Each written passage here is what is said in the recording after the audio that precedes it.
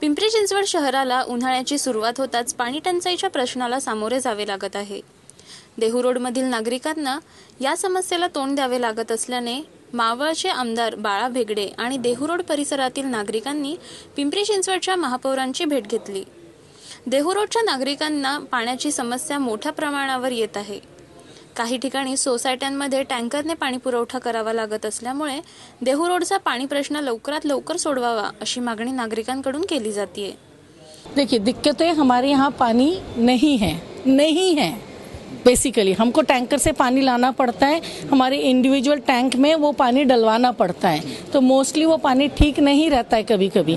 तो हमारे जो कॉरपोरेटर हैं मिस्टर विशाल खंडेलवाल, उनसे हमने रिक्वेस्ट किया था, तो उन्होंने ये स्टेप लिया है। विदिन 5 डेज उन्होंने ये स्टेप लिया है और उन्होंने हमें पीसीएमसी में बुलाया है इस वजह से, क्योंकि वो जो पानी आता है that is from PCMC we are getting water, लेकिन हमको उतना इनफ वाटर आता नहीं है।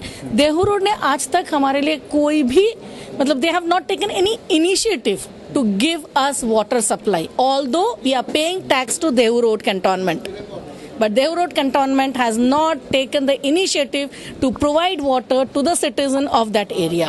समस्या की वजह से दिक्कतें क्या आ रही हैं ये तो सबको मालूम है। मुंह धोने को भी पानी लगता है, हाथ धोने को भी पानी लगता है, तो पानी तो है ही नहीं, तो कहाँ से हम लोग कुछ कर सकते हैं बोलिए। खरं तर आज पिंपरी चिंचवड शहराचे प्रथम नागरिक महापौर माननीय नितीनजी काळजे साहेब, गटनेते आदरणीय एकनाथजी पवार साहेब यांच्या उपस्थितीत आमच्या सीमाताई सावळे असतील, सारंगजी कामतेकर, आमचे शहराचे सदाशिवराव खाडे, पिंपरी चिंचवडचे आयुक्त वाघमारे साहेब, देहू रोड कॅन्टोन्मेंट बोर्डाच्या हद्दीमध्ये असलेल्या श्री आर कॉलनी, त्याचबरोबर सिद्धिविनायक नगरीतील नागरिकांना जो पाण्याचा बिकट प्रश्न त्या ठिकाणी निर्माण झालेला आहे। खरं तर मी महापालिकेला प्रथमतः या ठिकाणी धन्यवाद देतो की त्यांनी या ठिकाणी त्या भागातील नागरिकांना पाणी देण्याच्या संदर्भात सकारात्मक भूमिका घेतलेली असून या ठिकाणी असलेले पिंपरी चिंचवड शहराचे इंजिनियर व देहू रोड कॅन्टोन्मेंट बोर्डाचे इंजिनियर यांच्या उपस्थितीत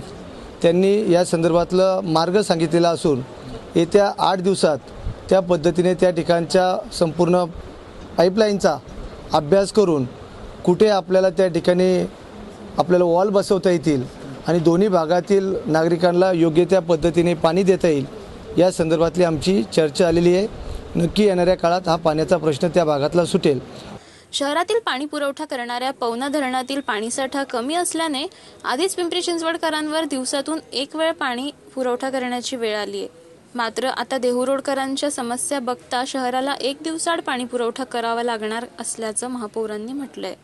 पाणी पुरवठा संदर्भात अजून कोणताच निर्णय झाला नाही, मात्र या संदर्भात नियोजन करू आणि मग निर्णय घेणार असल्याचं महापौरांनी सांगितलं।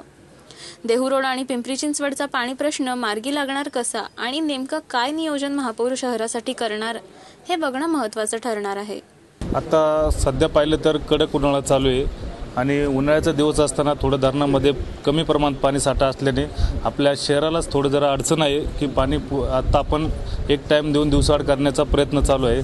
त्यातूनच आपले आमदार माननीय बाळासाहेब भेगडे यांनी आपल्या देहू रोड कॅन्टोन्मेंट बोर्डातील ज्या हद्दीतील जे सिद्धिविनायक नगरी आहे त्या भागातील आपण पूर्वीही पाणी पुरवठा करत होतो, पण तो कमी प्रमाणात होत असून त्या नागरिकांची तक्रार होती, तो आम्ही पूर्वी जेवढं पाणी आपण त्यांना देत होतो त्यांना तो आपण अधिकाऱ्यांना आणि आयुक्त आपले वाघमारे साहेब या सर्वांच्या आमच्या नेते पक्षनेते एकनाथ पवार असतील, सीमाताई सावळे असतील आणि आम्ही सर्वांनी मिळून तो पाणी पुरवठा कसा वाढेल हे त्यांना आम्ही सूचना केलेल्या आहेत। प्रतिनिधी Krishna Panchal, next generation news, Pimpri Chinchwad.